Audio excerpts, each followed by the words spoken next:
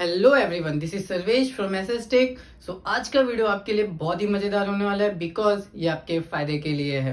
Yes, सो अगर आपके portfolio में कुछ ऐसे शेयर्स हैं जिनको आपने बहुत लॉन्ग टर्म के लिए प्रिजर्व करके रखा हुआ है या फिर उनको बेचने की कोई भी इच्छा नहीं है, तो आप वो शेयर्स को काम पे लगा सकते हैं एंड उसकी हेल्प से आप एक कांस्टेंट अर्निंग भी कर सकते हैं। यस, सो इसी कॉन्सेप्ट से रिलेटेड सेबी ने 1997 पे एक गाइडलाइन इशू की थी, जिस गाइडलाइन के अंदर आप वो शेयर्स को मार्केट में लैंड कर सकते हैं, उधार पे दे सकते हैं एंड उससे आने वाले रेंट आपके लिए एक प्रॉफिटेबल अमाउंट भी बन सकता है। ओके, तो वो गाइडलाइन या वो कॉन्सेप्ट है क्या? So the concept name is SLBM। इस कॉन्सेप्ट से रिलेटेड बहुत ही कम लोगों को अवेयरनेस है, जिसकी वजह से ये पॉपुलर नहीं हो पाया है। So this concept known as security lending and borrowing mechanism.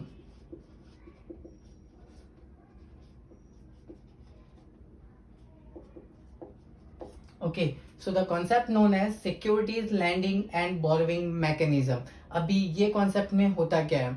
इसके फुल फॉर्म से ही समझने की कोशिश करते हैं। सिक्योरिटी नथिंग बट जो शेयर्स आपके डीमैट अकाउंट में ऑलरेडी पड़े हुए हैं, ओके, जिनको आप बेचना नहीं चाहते, राइट, तो वो शेयर्स को, वो सिक्योरिटीज को आप मार्केट में लैंड कर सकते हैं, मतलब उधार पे उतार सकते हैं। तो अगर आप वो सिक्योरिटीज को मार्केट में किसी को उधार पे देते हो तो उससे आपको रेंट आएगा, तो obviously there will be a one buyer जो उसको रेंट में खरीदेगा।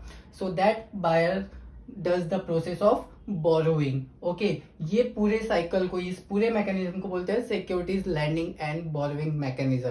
अब ये प्रोसेस होता कैसे है? ओके, मार्केट में उतारते कैसे हैं एंड बायर्स उसको बोरो कैसे करता है। And the main question is that यहाँ पे लेंडर को तो प्रॉफिट होता ही है, राइट, उसको तो रेंट मिलता ही है। बोरोवर को किस टाइप से प्रॉफिट होता है? ओके, तो वो भी हम जानेंगे।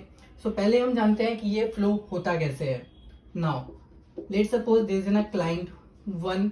इस क्लाइंट वन को मैं नाम दूंगा लेंडर, जो मार्केट में उसको रेंट में उतारना चाहता है अपने शेयर को, राइट। तो ये क्लाइंट वन हमारा लेंडर है and there are client two जो मार्केट से शेयर्स को बोरो करना चाहता है। So I am giving his name as a borrower. अभी ये लेंडर तो बोरोवर के बारे में जानता नहीं है कि मैं अपने शेयर्स किसको रेंट में दे रहा हूँ। सिमिलरली बोरोवर भी नहीं जानता है कि मैं किससे वो शेयर रेंट में ले रहा हूँ, राइट। तो दोनों एक दूसरे के बारे में नहीं जानते हैं और ना ही ये एक दूसरे से कम्युनिकेट कर सकते हैं, राइट, कि मैं अपना शेयर रेंट में इतने प्राइस पे दे रहा हूँ, are you interested on that? No, right. तो मार्केट में ये नहीं चलता है। दोनों ही क्लाइंट को अपने अपने ब्रोकर से कम्युनिकेट करना पड़ता है। तो ये कम्युनिकेशन होता है ब्रोकर के थ्रू। ओके, ये ब्रोकर है लेंडर का एंड सिमिलरली क्लाइंट टू को भी अपने ब्रोकर से इस डील के लिए बात करनी पड़ती है। Okay, this is the borrower broker. अभी ब्रोकर क्या करता है? लेंडर से उसकी सारी डिटेल लेता है। अभी लेंडर जो है ऑनलाइन प्रोसेस यहाँ पे नहीं कर सकता है बिकॉज अभी तक SLBM के लिए ऑनलाइन प्रोसेस इम्प्लीमेंटेशन नहीं हुआ है। इसमें लैंडर को ब्रोकर के थ्रू बाय ईमेल या फिर बाय कॉल ही कम्युनिकेशन करना पड़ता है। ओके, कि मुझे इतने शेयर्स मार्केट में उधार में देने हैं, तो आप मेरे ये शेयर्स को मार्केट में उधार पे उतार दो। सिमिलरली बोरोवर को भी ब्रोकर से सिमिलरली कम्युनिकेशन करना पड़ता है कि मुझे इतने शेयर्स रेंट में मार्केट से चाहिए। ओके, तो आप मेरा जो ऑर्डर है वो मार्केट तक पहुंचा दो। तो ये मेरा ऑफलाइन प्रोसेस ही होता है। एग्जैक्टली। नाउ ब्रोकर क्या करेगा? लेंडर से सारी डिटेल लेगा, लाइक क्वांटिटी की, आप कितने शेयर्स मार्केट में उतारना चाहते हो। तो लेंडर ने क्या बोला कि मुझे 1000 शेयर्स मार्केट में उतारने हैं, प्राइस। फिर ब्रोकर उससे डिटेल लेता है कि आपका प्राइस क्या होगा, मींस आप कितने प्राइस में, कितने प्राइस के रेंट में मार्केट में उतारना चाहते हो। तो इसने बोला कि मुझे 5 रुपीज पे मार्केट में उतारना है and the main thing is share. Okay, कौन सा शेयर? लेट सपोज इन्फोसिस, जो उसके मार्केट में उतारना है। तो ये सारी डिटेल ब्रोकर लेंडर से लेता है एंड वो मार्केट में जाके दे देता है। Market nothing but exchange. Okay, तो लेंडर ने तो अपनी बिड डाल दी इस डिटेल के साथ ना। अभी प्रोसेस आता है बोरोवर का। सिमिलरली ब्रोकर यहाँ से बोरोवर से भी सेम डिटेल लेता है कि आपको कौन सा शेयर, कितना क्वांटिटी एंड कितना प्राइस चाहिए। तो लेट सपोज कि इसको भी इन्फोसिस ही चाहिए। ओके, क्वांटिटी क्वांटिटी जरूरी नहीं है कि यहाँ पे 1000 ही क्वांटिटी आए बोरोवर से, कितना भी क्वांटिटी आ सकता है। वो जितने क्वांटिटी में इंटरेस्टेड होगा, जितना भी क्वांटिटी वो रेंट में लेना चाहता है। सो यहाँ पे समझ के चलते हैं, इसने भी 1000 क्वांटिटी का ही ऑर्डर प्लेस किया and the price also 5 rupees. Price भी वेरी कर सकता है अकॉर्डिंग टू बोरोवर। उसको 5 रुपए पे नहीं लेना तो 4 रुपीज पे भी बिड डाल सकता है अपनी, एंड 3 रुपए पे भी डाल सकता है। तो वो जिस भी प्राइस में इंटरेस्टेड होगा वो यहाँ पे मार्केट में दे सकता है। ओके, तो उसके अकॉर्डिंग यहाँ पे लेंडर को अपना प्राइस भी चेंज करना पड़ सकता है। अगर उसको लगता है कि मार्केट में 4 रुपए में खड़ा है तो मुझे अपना प्राइस घटाना पड़ेगा, अगर उसको देना ही है मार्केट में। ओके, तो यहाँ पे मैं चलता हूँ कि प्राइस भी उसका 5 रुपीज ही है। तो ये डिटेल के साथ बोरोवर का जो ब्रोकर है वो भी एक्सचेंज में भेज देता है। तो जैसे ही एक्सचेंज में प्राइस एंड क्वांटिटी सारी डील मैच हो जाएगी तो इन दोनों की जो डील है वो डन हो जाती है। एंड जैसे ये डील डन होती है तो उसके नेक्स्ट दिन नथिंग बट T+1, तो नेक्स्ट ट्रेडिंग डे में उसका पूरा सेटलमेंट कर दिया जाता है। वो सेटलमेंट के अंदर होता क्या है कि जो मेरा शेयर्स है 1000 शेयर्स, वो लेंडर के डीमैट अकाउंट से जाके डायरेक्टली ब्रोकर के demat account, nothing but borrower के डीमैट अकाउंट में शिफ्ट हो जाते हैं। ये प्रोसेस करता कौन है? CC. CC nothing but clearing corporation. तो दो टाइप के क्लियरिंग कॉर्पोरेशन होते हैं, ICCL and NSCCL. This is from BSC and this is from NSC. तो ये पूरे सेटलमेंट जो भी शेयर्स यहाँ से वहां मूव हो रहे हैं, दूसरे डीमैट अकाउंट में मूव हो रहे हैं, एंड जो पैसा जो ये रेंट देने वाला है, राइट, 5000 का रेंट देने वाला है उसको क्वांटिटी इनटू प्राइस के हिसाब से, वो पूरा रेंट जो इसको मिलने वाला है। तो ये शेयर्स का लेन देन एंड पैसे का लेन देन पूरा गारंटी सीसी प्रोवाइड करता है यहाँ पे, क्लियरिंग कॉर्पोरेशन। ओके, जो कि गारंटी करता है नॉन T+1 सेटलमेंट डे पे, नेक्स्ट ट्रेडिंग डेट पे। Okay, so this is the cycle of SLBM, securities lending and borrowing mechanism, जो मार्केट में होता है। अभी इंपॉर्टेंट चीज ये है कि लेंडर जो शेयर्स दे रहा है, ओके, ये कितने ड्यूरेशन के लिए देता है मार्केट में। ओके, तो उसका जो ड्यूरेशन होता है, minimum duration is 1 month.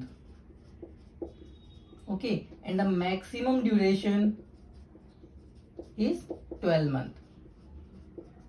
Okay, तो लैंडर डिसाइड कर सकता है कि मुझे कितने मंथ के लिए मेरे शेयर्स को मार्केट में उधार पे देने हैं।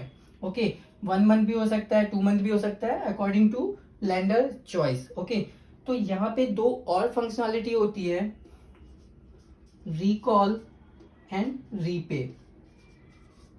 ओके, ये दो फंक्शनैलिटी कब यूज होती है? सो लेट सपोज लैंडर ने बोला कि मुझे ये शेयर्स जो मुझे देने हैं उधार में, ये 5 मंथ के लिए देने हैं। ओके, मतलब 5 मंथ तक इसको उसका रेंट मिलते रहेगा एंड उसके बाद मुझे वो शेयर्स वापस से ले लेने हैं मार्केट से। ओके, तो इसने तो उधार पे दिए हुए हैं एंड वापस से वो बाद में उसका ऑनर वापस से बनने वाला है, राइट। तो क्या करता है कि यहाँ पे अगर उसको 5 मंथ के पहले ही वो शेयर्स वापस लेने हैं, तो उसको लगा कि मेरा प्राइस बढ़ रहा है, मुझे सेल करना है एक्चुअली में वो शेयर्स को, तो उसके पहले अगर उसको वो शेयर्स मार्केट से उधार पे लेने हैं, आई मीन वापस से बायबैक करना है, तो वो क्या कर सकता है, यहाँ पे रिकॉल यूज कर सकता है। And similarly there is a functionality for the borrower also, कि अगर उसने जो शेयर्स लिए हैं उधार पे एट 5 रुपीज, ओके, एंड उसको 5 मंथ के पहले ही रिटर्न करना है, उसका काम हो गया, वो शेयर्स उसने जो उधार पे लिए थे जिस भी पर्पज से, उसका काम हो गया, तो वो 5 मंथ के पहले अगर वो देना चाहता है तो वो रीपे का फंक्शनैलिटी यूज कर सकता है। Okay, so this is recall for the lender, अगर उसको अपने एग्रीमेंट के पहले ही शेयर्स को लेने हैं। रीपे अगर बोरोवर को पहले ही, कॉन्ट्रैक्ट के पहले ही वो शेयर्स रिटर्न करने हैं। ओके, तो यहाँ पे जो भी शेयर्स का लेन देन है, लेट सपोज यहाँ पे इसको तो पहले नहीं चाहिए 5 मंथ के पहले, बट इसको देना है, तो ये दे सकता है, बिकॉज इसका जो सेटलमेंट है वो डायरेक्टली सीसी कर रहा है, तो ये पूरा शेयर्स का जो लेन देन है वो सीसी मैनेज करता है, यहाँ से तो वो ले लेगा एंड उसके अकॉर्डिंग वो सेटल करेगा। ओके, नाउ ये तो हो गया लेन देन की बात, राइट। अभी यहाँ पे मेन चीज ये है कि हमें इसका तो प्रॉफिट दिख गया लेंडर का, उसको हर महीने 5,000 का रेंट मिल रहा है, राइट। बट यहाँ पे बोरोवर का प्रॉफिट क्या है, वो यहाँ से क्यों लेगा? ओके, तो वो देखने की कोशिश करते हैं।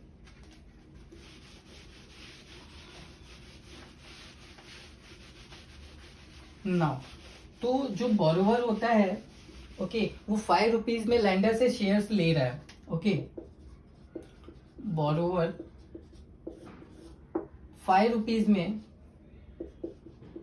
लेंडर से शेयर ले रहा है, quantity 1000 and the share is Infosys. तो एक्चुअली इन्फोसिस का भाव अगर मार्केट में देखा जाए तो चालू है लेट सपोज 1400, ओके, एक शेयर का प्राइस। ओके, नाउ अभी यहाँ पे बोरोवर को वो शेयर सिर्फ जस्ट 5 रुपए में मिल रहा है। अगर वो SLBM के अकॉर्डिंग वो ट्रेड करता है तो उसके कॉन्सेप्ट से रिलेटेड, अगर वो वही 1000 शेयर्स यहाँ से लेने जाएगा तो उसको बहुत ही ज्यादा, आई मीन 10 लाख के ऊपर मार्जिन लगने वाला है, राइट। 10 लाख के ऊपर का बैलेंस चाहिए उसको। बट अगर वो जस्ट 5 रुपीज में ले रहा है तो उसको जस्ट 5,000 रुपीज चाहिए, 1000 शेयर्स, राइट। तो वो क्या करता है, अगर बोरोवर का इंटेंशन है कि मुझे शेयर्स को लॉन्ग टाइम के लिए नहीं रखना है, राइट, मुझे जस्ट शॉर्ट टाइम के लिए चाहिए, उससे प्रॉफिट कमाना है एंड उसको वापस से रिटर्न कर देना है, तो ही वो SLBM के अंदर पे जा सकता है। उसको यहाँ से लेने की जरूरत नहीं है 1000 शेयर्स एट 1400 रुपीज। तो यहाँ पे वो प्रॉफिट कैसे कमाता है, अगर बोरोवर को लगता है कि मार्केट में एक शेयर का प्राइस 1400 चालू है, ओके, एंड आफ्टर 1 मंथ वो प्राइस गिर के 1300 पे आ जाएगा, तो वो उसने बहुत सारी रिसर्च कर रखी है, उसका इंटेंशन है कि ये प्राइस मेरा गिरने वाला ही है 1 महीने में, तो वो क्या करेगा, वो यहाँ से प्रॉफिट कमाने की सोचेगा।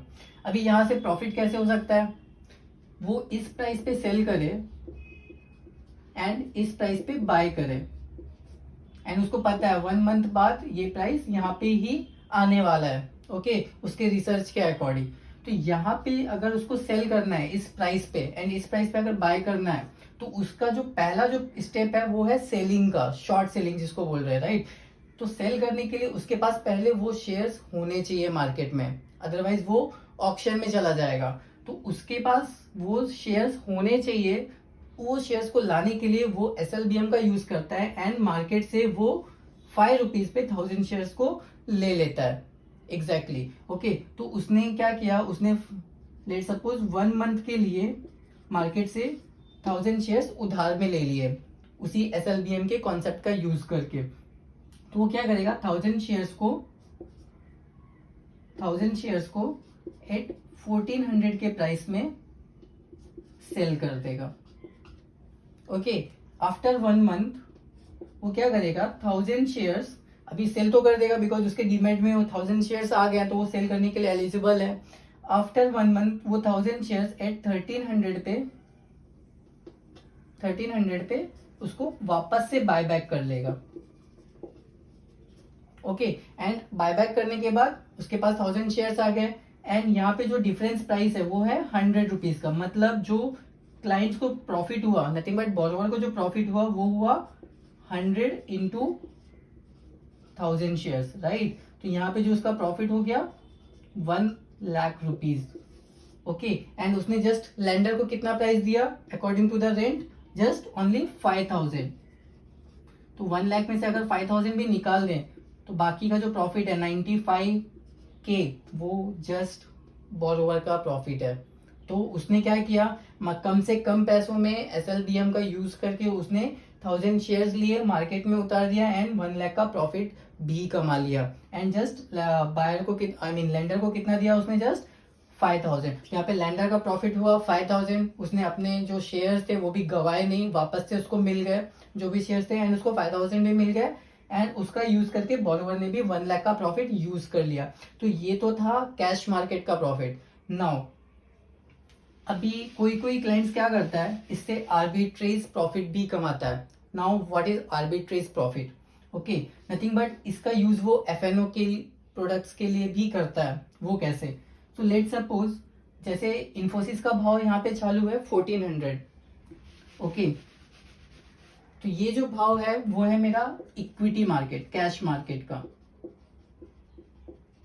तो कभी कभी मार्केट में क्या होता है कि जो मेरा फ्यूचर है, तो लेट सपोज मेरा फ्यूचर का भाव चालू है 1350, ओके, ये मेरा है फ्यूचर का rate, future nothing but FnO, जहाँ पे फ्यूचर एंड ऑप्शन जिसको हम लोग बोलते हैं डेरिवेटिव मार्केट, एफएनओ मार्केट। तो फ्यूचर में उसका भाव चालू है 1350, तो वो क्या करता है यहाँ पे इस पॉइंट पे वो क्या करता है यहाँ पे सेल कर देगा।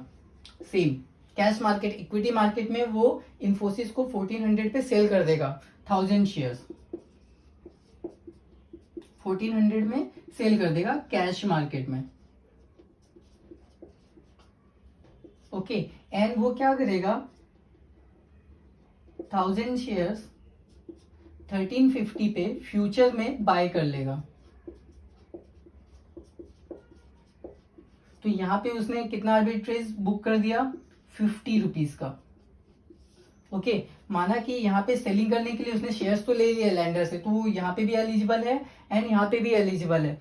And at end of the day जब भी ये सेटल होगा, मेरा फ्यूचर जब सेटल होगा, जब उसकी एक्सपायरी खत्म होगी, तो ये जो उसने 50 रुपीज का जो बुक किया है ये उसको प्रॉफिट मिलने वाला है। तो वो जब ये मेरा सेटल होगा वापस से इसको बाय कर लेगा, आई मीन सेल कर देगा एंड इसको बाय बैक कर लेगा उस पॉइंट पे, एंड उसको 50 रुपीज का जो प्रॉफिट होगा वो मेरा 50 इंटू 1000 जो उसने यहाँ पे बुक करके रखा था फ्यूचर की हेल्प से, राइट। तो 50 इंटू 1000 का उसका जो मेरा प्रॉफिट है नथिंग बट 50,000, राइट। तो ये जो मेरा 50,000 का जो प्रॉफिट है जो उसने आर्बिट्रेज की हेल्प से बना लिया है यहाँ पे, क्योंकि फ्यूचर में उसका बहुत जस्ट 1350 चालू था एंड यहाँ पे 1400 चालू था। एंड बाद में वो क्या करेगा कि जब भी मेरा जब सेटल का टाइम आएगा, जब फ्यूचर का एक्सपायरी खत्म हो जाएगा, तो गैपिंग जो है 50 रुपीज वो वैसे ही रहने वाला है। तो क्या करेगा इस पॉइंट पे जब भी सेटल होने वाला है तो वो क्या करेगा इसको वापस से बायबैक कर लेगा एंड वो शेयर्स वापस से लैंडर को दे देगा एंड इसको वापस से वो सेल कर देगा उस पॉइंट पे। तो उसका जो 50 रुपीज का जो प्रॉफिट है वो कांस्टेंट मेंटेन रहता है एंड उसको 50,000 का यहाँ पे प्रॉफिट हो जाता है। So this is known as arbitrage profit. अभी मेन चीज ये है कि ऐसे ही लेंडर किसी भी शेयर्स को मार्केट में नहीं उतार सकता। उसके लिए जो मेन थिंग है कि वो एफएनओ में एग्जिस्टेंस होना चाहिए, nothing but future and options में वो सारे शेयर्स एग्जिस्टेंस में होने चाहिए, उसी शेयर्स को वो मार्केट में लैंड कर सकता है। So this is the process of SLBM कि हम कैसे प्रॉफिट कमा सकते हैं। Thank you so much.